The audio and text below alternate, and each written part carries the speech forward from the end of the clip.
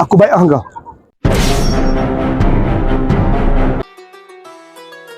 Dia tulis kat situ, Tawir Hadiqah Saqifah Bani Sa'adah.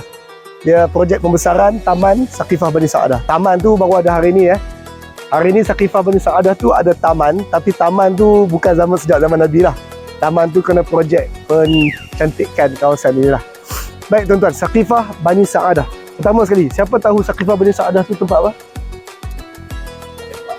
Ya, tempat lepak betul. Zaman Nabi lah, saya tak tanya hari ni. Saqifah Bani Sa'adah tu tempat apa? Bincang Tempat berbincang siapa? Ansar. Tuan-tuan, pertama sekali Saqifah Bani Sa'adah ni kalau di Madinah, dulu saya sebut di Mekah, dulu saya sebut masa dekat Mekah, Masjid Haram tu 4 segi. Sini Hujur Ismail, Kaabah tu 4 segi, sini Haji Ismail. Hajar Aswad, Hijr Ismail, rukun belah sana. Rukun belah sana tu saya sebut kata di belah sana sisi Kaabah tersebut ada Darun Nadwah dekat Mekah. Darun Nadwah tu adalah kind of parliament untuk orang Mekah, Quraisy.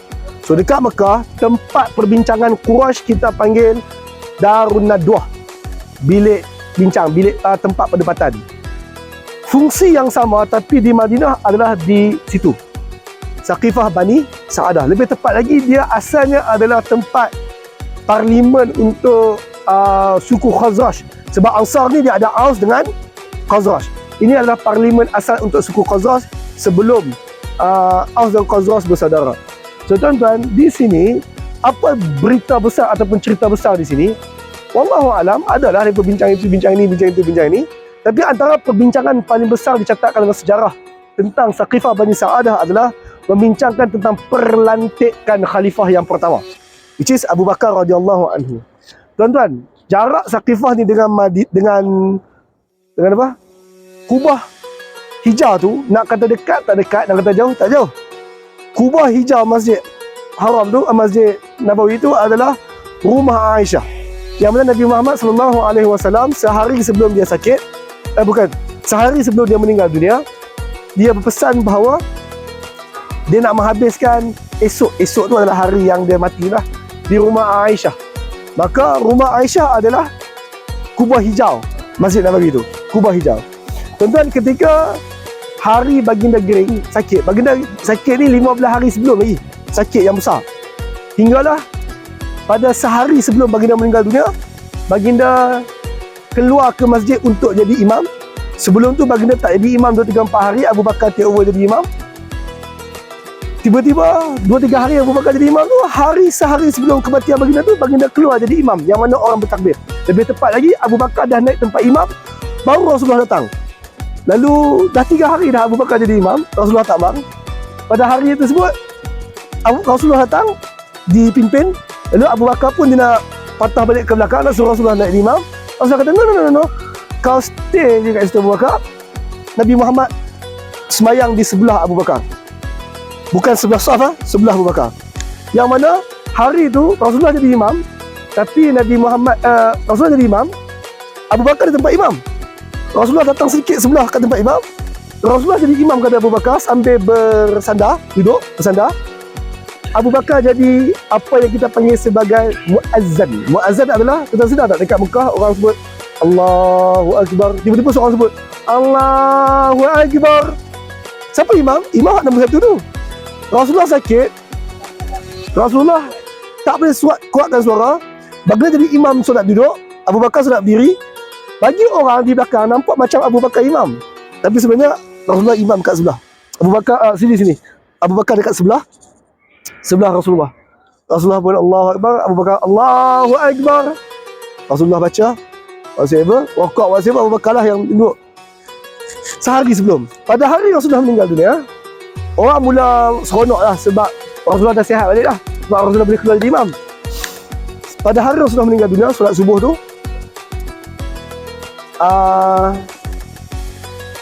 Sa'ad bin Abi Waqqas dan beberapa lagi sahabat-sahabat Nabi yang ahli baik ni, mereka berkata, aku dah tengok keluarga Abdul Muttalib meninggal banyak orang dah. Muka Rasulullah tu bukan muka sihat, muka Rasulullah tu adalah muka sakaratul maut tu. Justru itu beberapa ahli baik beritahu, Ali, kalau kau ada apa nak pesan dekat Rasulullah, ini hari dia. Sebab aku pernah tengok muka Abu Talib waktu meninggal, aku pernah tengok muka Abdul Muttalib waktu meninggal, itulah mukanya. Ini bukan muka orang sihat, ini muka orang yang nak sakit. Hari yang terakhir tu Ali dan juga ahli baik datanglah minta nasihat wasiat kepada Rasulullah. Kemudian tuan-tuan dapat berita bahawa Rasulullah duduk di atas riba Aisyah pada waktu itu. Rasulullah Aisyah lap peluh baginda. Rasulullah Aisyah ruqyah baginda dengan ruqyah yang baginda ajar, baca qul a'udzu birabbin nas buat sahabat tu, lap peluh baginda buat sahabat. Kemudian tiba-tiba dia Nabi sebut, tak ada siapa tanya, tiba-tiba Aisyah dengar Nabi sebut ila hadratur rasul, ila hadratullah, aku nak pergi kepada Allah, aku pilih Allah, ulang 3 kali.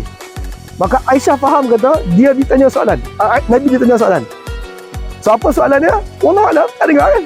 So mungkin bagi dia tanya, kau dah hidup lagi ke, kau dah mati lah, kau nak pergi mana, kau nak stay kat sini ke ataupun kau nak pergi kepada Allah? Mungkinlah soalan dia begitu, sebab Aisyah tak dengar. Jibril datang, Aisyah tak nampak. Nabi Muhammad menjawab, kata ila hadratullah, nak pergi kepada Allah, nak pergi kepada Allah. Which is Aisyah faham apa yang sedang berlaku. Dan lepas kali ketiga baginda sebut demikian dan baginda tak bergerak.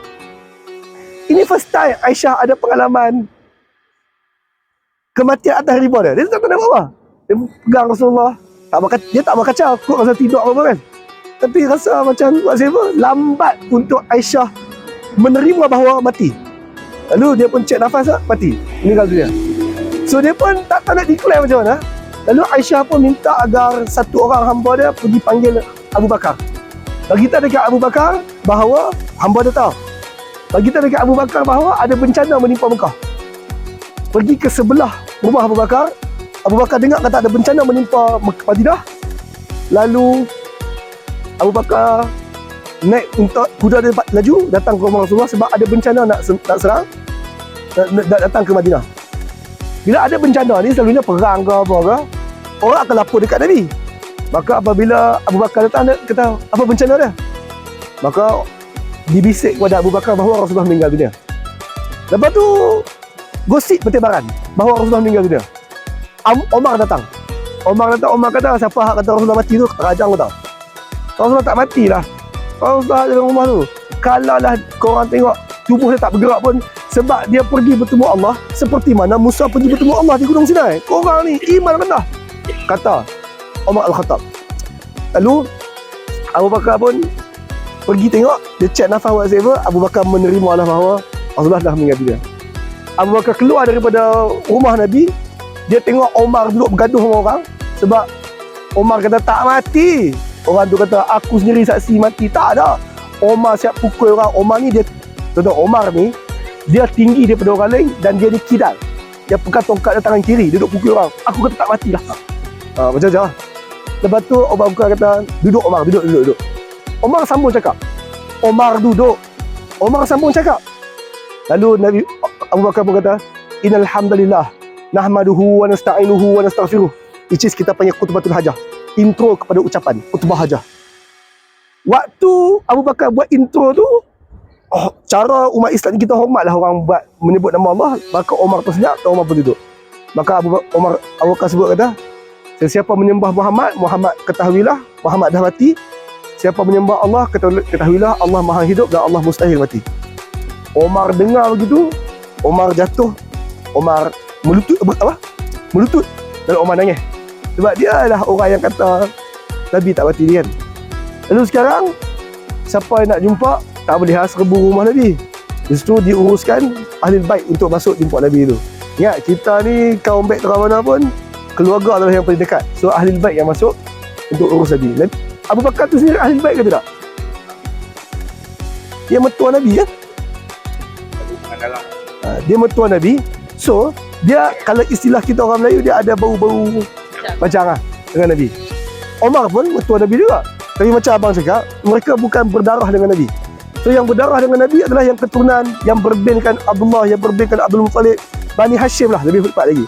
Abu Bakar Bani Taim, Omar Bani Adi. So Bani Hashim yang akan menguruskan Rasulullah SAW, mayat Rasulullah SAW. Sebab nak buka aurat whatever kan. So lebih tidak aib apabila ahli keluarga yang dekat Bani Hashim yang menguruskan